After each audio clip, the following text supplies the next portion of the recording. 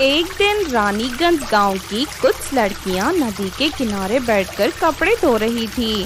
तभी अचानक आसमान में काले काले बादल छा जाते हैं और देखते ही देखते उन बादलों के अंदर से बहुत सारी गंजी चुड़ैलें जमीन की ओर आने लगती हैं। अरे वो देखो, आसमान से ढेर सारी चुड़ैलें नीचे गिर रही हैं। हाँ, देखकर ऐसा लगता है मानो आसमान से गंजी चुड़ैलों की बारिश हो रही है।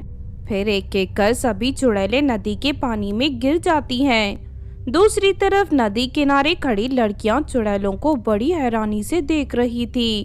तभी अचानक चुड़ैलें पानी से बाहर निकलकर लड़कियों को पकड़ लेती हैं। चलो इन सबको मार कर इनके बाल काट लो।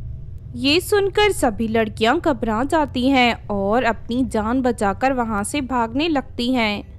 लेकिन सारी गंजी चुड़ैलें एक एक कर सभी लड़कियों को पकड़ लेती हैं। उसके बाद लड़कियों को लेकर चुड़ैलें वापस आसमान में मौजूद काले बादलों के ऊपर चली जाती हैं। बादलों में पहुंचने के बाद चुड़ैलें उन सभी लड़कियों को जान से मारकर उनके बालों को काटकर अपने गंजे सर पर लगा लेती हैं। हमें इन लड़कियों के बाल मिल चुके हैं, अब ये हमारी किसी काम की नहीं। चलो इनकी लाश को वापस नीचे फेंक दो।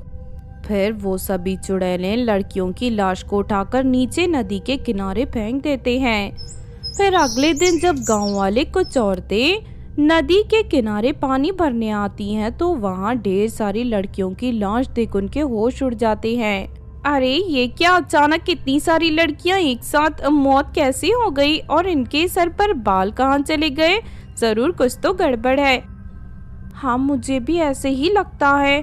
हो ना हो ये काम किसी दुष्ट शैतान का है, वरना इतनी बेरहमी से इन्हें कौन मार सकता है। उसके बाद वो औरतें गांव जाकर सभी लोगों को ये बात बता देती हैं। फिर उस दिन से गांव वाले डर के मारे नदी के किनारे जाना बंद कर देते हैं। इस तरह कुछ दिन बीत जाते हैं। फिर एक रात गांव की कुछ लड़कियां किसी की शादी से वापस लौट रही थी। तभी अचानक रास्ते में गंजी चुड़ैलें उन्हें रोक लेती हैं। अरे वाह, इन लड़कियों के बाल तो बहुत खूबसूरत है। चलो जल्दी से इन लड़कियों को पकड़कर अपने साथ ले चलो। अचानक वहां चुड़ैलों को देख सभी लड़कियां घबराकर रोने लगती हैं। पर वो सभी चुड़ैलें उन सभी लड़कियों को पकड़कर काले बादलों के ऊपर ले जाकर उन्हें जान से मार देती हैं। उसके बाद उन लड़कियों के बालों को काटकर चुड़ैलें उनकी लाश को नीचे जमीन पर फेंक देती हैं। इस तरह देखते ही देखते कुछ ही दिनों में गंजी चुड़ैलें बहुत सारी लड़कियों का शिकार करके उनके बालों को काट लेती थी। अरे ये सब हमारे गांव में क्या हो रहा है? एक के बाद एक लड़कियां मरती ही जा रही हैं। आखिर कौन उनके बालों को काटकर उन्हें जान से मार रहा है? चाहे कुछ भी हो जाए, हमें जल्द से जल्द इस राज से पर्दा हटाना होगा। मैं एक जादूगरनी को जानती हूँ, चलो आज ही उसके पास मदद मांगने चलते हैं। फिर गांव के सभी लोग जंगल में रहने वाली जादूगरनी के पास पहुंचकर उसे अपने गांव में होने वाली घटना के बारे में बताने लगते हैं। जादूगरनी उसी वक्त पानी से भरा एक कटोरा लेकर मंत्र पढ़ना शुरू कर देती है और अगले ही पल उसे पानी के अंदर बादलों पर मौजूद चुड़ैलें दिखाई देती हैं। ये सभी काले बादलों में रहने वाली गंजी चुड़ैलें हैं। ये लड़कियों के बालों को काटकर अपने सर पर जोड़ रही हैं ताकि ये शक्तिशाली बन सके। अगर एक बार ये चुड़ैलें शक्तिशाली बन गई तो फिर सर्वनाश हो जाएगा। जादूगरनी की बातें सुनकर सभी गांव वाले दहशत में पड़ जाते हैं। जादूगरनी जी, हम बड़ी उम्मीद लेकर आपके पास आए हैं। अब आप ही उन दुष्ट चुड़ैलों से हमें बचा सकती हो। वो चुड़ैलें बहुत खतरनाक है। दूसरी तरफ इतनी सारे लोगों की जान खतरे में है, इसीलिए मैं उन चुड़ैलों का सामना करूंगी। उसके बाद जादूगरनी सभी लोगों को लेकर एक मैदान में पहुंच जाती है। चलो तुम सब लोग मिलकर यहाँ खुदाई करके एक बड़ा सा कुआं तैयार कर दो। फिर जादूगरनी के कहने पर सभी गांव वाले वहाँ खुदाई करना शुरू कर देते हैं और शाम तक उस मैदान में एक बड़ा सा कुआं तैयार हो जाता है। फिर वो जादूगरनी मिट्टी से गुड़िया तैयार करके उसे कुएं के अंदर डाल देती है और मंत्र पढ़ना शुरू कर देती है। देखते ही देखते उस मिट्टी की गुड़िया में जान आ जाती है और वो विशाल रूप धारण कर लेती है। उसके बाद वो गुड़िया अपने हाथों में रस्सी प्रकट करके आसमान में काले बादलों की ओर उछाल देती है। फिर वो रस्सी एक काले बादल पर मौजूद सभी चुड़ैलों को एक साथ जकड़ लेती है। शाबाश मेरी गुड़िया, चल जल्दी से सभी चुड़ैलों को खींचकर यहाँ धरती पर ले आ। फिर वो गुड़िया उन सभी चुड़ैलों को खींचकर नीचे ले आती है। तुम सबने बहुत सारे मासूम लड़कियों की हत्या की है, आज मैं तुम सबको मारकर तुम्हारा खेल खत्म कर दूंगी। उसके बाद वो गुड़िया एक एक कर उन सभी चुड़ैलों को कुएं के अंदर फेंक देती है। फिर जादूगरनी मंत्र पढ़कर उस कुएं के पानी में आग लगा देती है और देखते ही देखते सभी चुड़ैलें जलकर राख हो जाती है। उसके बाद गांव वाले मिट्टी डालकर हमेशा के लिए उस कुएं को बंद कर देते हैं। इस तरह सभी चुड़ैलों का अंत हो जाता है। उस दिन के बाद से सभी गांव वाले फिर से खुशी से रहने लगते हैं। बहुत सालों पहले पृथ्वी के घने जंगल में गोपी नाम की एक चुड़ैल रहती थी। उन दिनों गोपी गर्भवती थी, जिस वजह से गोपी को रोज कुछ नया खाने की लत लग गई थी। हर दिन गोपी चुड़ैल जंगल के पास वाले गांव में जाकर लोगों के घरों से खाना चुरा कर खाया करती थी। इस तरह एक दिन गोपी खाना चुराने गांव की ओर जा रही थी। तभी रास्ते में उसे जमीन पर एक खूबसूरत डोली दिखाई देती है। डोली के बगल में एक पेड़ था, उसके नीचे दो परियां लेटकर आराम कर रही थी।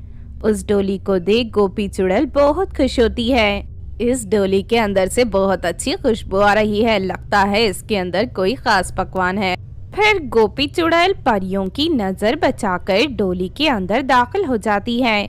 उस डोली के अंदर बहुत बड़ा चमकीला आम रखा हुआ था। गोपी चुड़ैल उस आम को चुराकर अपने घर ले जाती है। तभी गोपी का पति जग्गू भूत उसे कहता है, अरे इतना बड़ा चमकीला आम तुम्हें कहाँ से मिला? ऐसा आम तो मैंने आज से पहले कभी नहीं देखा। दो लड़कियां इस आम को डोली के अंदर ले जा रही थी, मैंने बड़ी होशियारी से इस आम को चुरा लिया। और देखो, तुम्हें ऐसा नहीं करना चाहिए। अगर वो परियां तुम्हें देख लेती तो तुम्हारी जान पर बन सकती थी। ठीक है, अगली बार मैं इस बात का ध्यान रखूंगी। चलो अब मुझे आम खाने दो।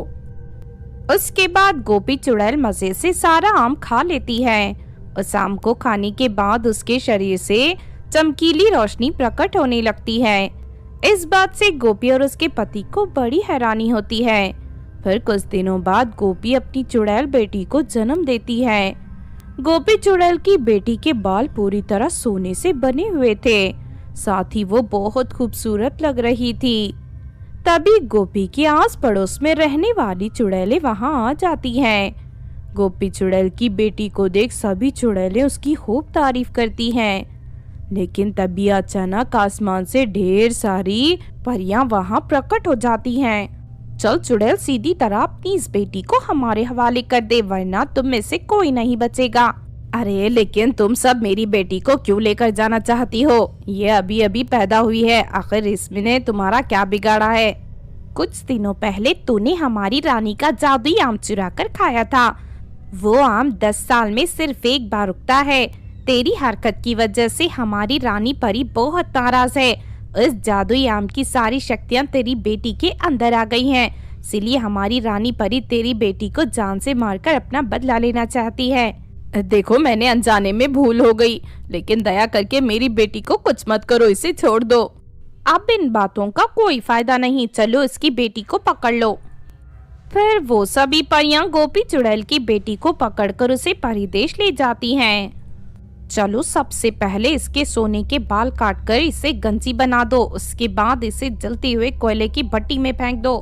फिर एक परी बड़ी सी कैंची उठाकर उस बच्ची के बालों को कतरने की कोशिश करने लगती है, लेकिन तभी उसे जोरदार बिजली का झटका लगता है और वो उछलकर दूर जा गिरती है। ये देख रानी परी और बाकी परियां गुस्से से तिलमिला जाती हैं। लगता है उस जादुई आम की वजह से ये बहुत शक्तिशाली बन गई है। खैर कोई बात नहीं, ये मेरी जादुई छड़ी की शक्ति से नहीं बच पाएगी। इतना कहकर रानी परी अपनी जादुई छड़ी की शक्ति से उस बच्ची के ऊपर बड़े बड़े कोयले गिराने लगती है। लेकिन अगले ही पल उस बच्ची के चारों तरफ एक कांच का सुरक्षा कवच तैयार हो जाता है। ये नजारा देख सभी परियों की आंखें फटी की फटी रह जाती हैं। बस बहुत हो गया, अब मैं अपनी तलवार से इस बच्चे के टुकड़े टुकड़े कर दूंगी। रानी परी फौरन अपनी तलवार निकालकर उस बच्चे पर हमला करने के लिए आगे बढ़ती है, लेकिन तभी उस बच्चे के मुंह से बड़े बड़ी जलती हुई तीरें बाहर निकलकर रानी परी के ऊपर गिरने लगती हैं। हाय मर गई रे, मेरा शरीर जल रहा है, अरे कोई इस आग को बुझाओ। लेकिन तभी उसके मुंह से निकलने वाली तीर वहां मौजूद सभी परियों के ऊपर भी गिरने लगती है। देखते ही देखते चारों तरफ आग लग जाती है। सभी परियां अपनी जान बचाकर इधर उधर भागने लगती हैं। फिर वो बच्ची हवा में उड़ती हुई महल से बाहर निकल जाती है और थोड़ी ही देर में गोपी चुड़ैल के घर पहुंच जाती है। अपनी बच्ची को देख गोपी चुड़ैल और जग्गू भूत दोनों बहुत खुश होते हैं। दूसरी तरफ सभी परियां मिलकर किसी तरह महल में लगी आग को बुझाने में कामयाब हो जाती हैं। लेकिन उस घटना के बाद से वो सभी बहुत घबरा जाती हैं और दोबारा कभी गोपी चुड़ैल की बच्ची को नुकसान पहुंचाने की हिम्मत नहीं करती। इस तरह सब कुछ ठीक हो जाता है और गोपी चुड़ैल अपने बच्चे के साथ खुशी से रहने लगती है। बहुत सालों पहले दूर घने जंगल में सोनाली नाम की एक चुड़ैल अपने भूतिया पिता के साथ रहती थी। सोनाली चुड़ैल के पिता को सोनाली की बहुत फिक्र होती थी, पर सोनाली की अच्छी परवरिश के लिए रूबिका नाम की एक चुड़ैल से दूसरी शादी कर लेते हैं। रूबिका चुड़ैल सोनाली के पिता के सामने अच्छी माँ होने का बहुत दिखावा करती थी, लेकिन दूसरी तरफ सोनाली उसे बिल्कुल पसंद नहीं थी। एक दिन सोनाली अपने कॉलेज के लिए तैयार हो रही थी, तभी रूबिका उसका बैग छीन लेती है। अरे नालायक, तूने बहुत पढ़ाई कर ली, आज से कॉलेज जाने की जरूरत नहीं है, घर में रहकर मेरी सेवा कर, यही तेरा काम है। माँ, मेरी पढ़ाई क्यों छुड़ा रही हो? मैं तो वैसे भी घर के सारे काम करती हूँ। नहीं नहीं, मैं अपनी पढ़ाई नहीं छोड़ सकती। सोनाली की ये बात सुनकर रूबिका चुड़ैल नाराज हो जाती है और सोनाली के पिटाई करने लगती है। फिर वो जलती हुई चूल्हे से लकड़ी निकालकर सोनाली के दोनों पैरों को जला देती है। अभी तो मैंने सिर्फ तेरे पैरों को जलाया है, अगर दोबारा तूने मेरे खिलाफ जाने की कोशिश की तो मैं सच में तेरे पैरों को काट दूंगी। और हाँ, एक बात अच्छी तरह अपने खोपड़ी में उतार ले, अगर इस बात की शिकायत की तो मैं तेरे पिता के साथ साथ तुझे भी मार कर जमीन में दफना दूंगी। शादी से पहले मैंने कई चुड़ैलों का खून किया है, मेरे बारे में तू नहीं जानती। इतना कहकर रूबिका चुड़ैल वहाँ से चली जाती है। इस तरह रोज रोज सोनाली पर अत्याचार करके रूबिका चुड़ैल उसके दिल में पूरी तरह अपना डर बैठा देती है। फिर एक दिन, सोनाली इधर आ, मेरी बात ध्यान से सुन, अगले हफ्ते मेरा जन्मदिन है। मैंने अपने मायके से अपनी चुड़ैल सहेलियों को यहाँ दावत के लिए बुलाया है। मैं उन्हें इंसानों का ताज़ा मुलायम मांस खिलाना चाहती हूँ, इसीलिए तू पास के गांव में जाकर वहाँ से खूबसूरत लड़कियों को पकड़ कर ले आ। मुझे कम से कम 10 लड़कियाँ चाहिए। लेकिन माँ, इंसानों को मारकर खाना बुरी बात है। मैं तो बचपन से ही शाकाहारी हूँ, मैं इस तरह का गलत काम नहीं करना चाहती। क्या कहा तूने? मेरी बात नहीं मानेगी, ठहर जा, मैं अभी तुझे बताती हूँ। इतना कहकर रूबिका चुड़ैल एक बड़ा सा खंजर निकाल लेती है। उस खंजर को देख सोनाली के हाथ पैर कांपने लगते हैं। नहीं, मुझे कुछ मत कहना, तुम जैसा कहोगी मैं वैसा करूंगी। उसके बाद सोनाली चुड़ैल अपना रूप बदलकर पास के गांव में चली जाती है। तभी उसे कॉलेज जाती हुई 2 लड़कियां दिखाई देती हैं। फिर सोनाली चुड़ैल उन दोनों लड़कियों का पीछा करने लगती है और मौका मिलते ही उन दोनों के सर पर डंडे से वार करके उन्हें बेहोश कर देती है। उसके बाद वो दोनों को उठाकर अपने घर ले जाती है। अरे वाह, ये दोनों लड़कियां तो बहुत खूबसूरत हैं, इनका मुलायम मांस खाने के बाद बड़ा मजा आएगा। मैंने इन्हें ले जाकर घर के तहखाने में कैद कर देती हूँ। उसके बाद रूबिका चुड़ैल उन दोनों लड़कियों को घर के तहखाने में कैद कर देती है। अगले दिन सोनाली चुड़ैल और भी लड़कियों को पकड़कर लाना शुरू कर देती है। देखते ही देखते वो 10 लड़कियों को पकड़कर रूबिका के हवाले कर देती है। कल मेरा जन्मदिन है, अब मैं अपनी सभी सहेलियों को बढ़िया दावत देकर खुश कर दूंगी। फिर अगले दिन रूबिका चुड़ैल की सारी सहेलियां उसके घर पर आ जाती हैं और वो सभी दावत की तैयारी शुरू कर देती हैं। दूसरी तरफ ये बात जानकर सोनाली के पिता रूबिका चुड़ैल पर बहुत नाराज होते हैं, लेकिन रूबिका चुड़ैल अपना गुस्से वाला रूप दिखाकर उन्हें डराकर शांत कर देती है। बेचारी सोनाली चाहकर भी कुछ नहीं कर पा रही थी, इसीलिए अपनी इस मजबूरी पर वो नदी के किनारे बैठकर रोने लगती है। तभी उस नदी के पास से गुजर रही एक जादूगरनी सोनाली चुड़ैल को रोते हुए देख लेती है। सोनाली को देखते ही जादूगरनी समझ जाती है कि वो एक नेक चुड़ैल है। क्या हुआ चुड़ैल बेटी, तुम यहाँ बैठकर क्यों रो रही हो? सोनाली जादूगरनी को अपनी सौतेली माँ की दुष्टता के बारे में सब बता देती है। आज मेरी माँ अपनी सहेलियों के साथ मिलकर 10 मासूम लड़कियों की हत्या करने वाली है। फिर वो सभी मिलकर उन लड़कियों का मांस खाएंगी। मैं किसी भी कीमत पर उन लड़कियों को बचाना चाहती हूँ, लेकिन मेरी सौतेली माँ बहुत खतरनाक है, मैं उसका सामना नहीं कर सकती। अच्छा तो ये बात है, तुम चिंता मत करो बेटी, मैं तुम्हारी सौतेली माँ और उसकी जालिम सहेलियों को सबक सिखाऊंगी, चलो मेरे साथ। उसके बाद जादूगरनी सोनाली चुड़ैल को लेकर सीधा उसके घर पहुंच जाती है। जादूगरनी फौरन अपनी जादुई शक्ति से सभी चुड़ैलों को रस्सियों से बांध देती है। अरे ये जादूगरनी कहाँ से आ गई? लगता है तेरी बेटी इसे यहाँ लेकर आई है। अब हम क्या करेंगे? जादूगरनी तो बहुत ही खतरनाक लगती है। तूने बिल्कुल सही कहा, मैं बहुत ही ज्यादा शक्तिशाली और खतरनाक हूँ। अब मैं तुम सबको सबक सिखाऊंगी। उसके बाद जादूगरनी उन सभी चुड़ैलों की चोटी काटकर आग में जला देती है। दुष्ट जादूगरनी, ये तूने क्या कर दिया? ठहर जाओ, अभी तो मैं तुम लोगों के साथ इससे भी ज्यादा बुरा करने वाली हूँ। उसके बाद जादूगरनी रूबिका चुड़ैल के साथ साथ उसकी सभी सहेलियों के गले में एक एक जादुई माला पहना देती है। अब तुम सबकी सारी शक्तियाँ खत्म हो चुकी है। तुम चाहकर भी कभी किसी इंसान का शिकार नहीं कर पाओगी। अगर तुमने कभी किसी इंसान पर हमला करने की कोशिश की तो मेरी जादुई माला उसी वक्त तुम्हें जलाकर राख कर देगी। तुम्हारा बहुत बहुत शुक्रिया जादूगरनी, तुमने मेरी इस चंडाल चुड़ैल माँ और इसकी बुरी सहेलियों को अच्छा सबक सिखाया। अब आज के बाद ये चाह कर भी कभी कोई गलत काम नहीं कर पाएंगी।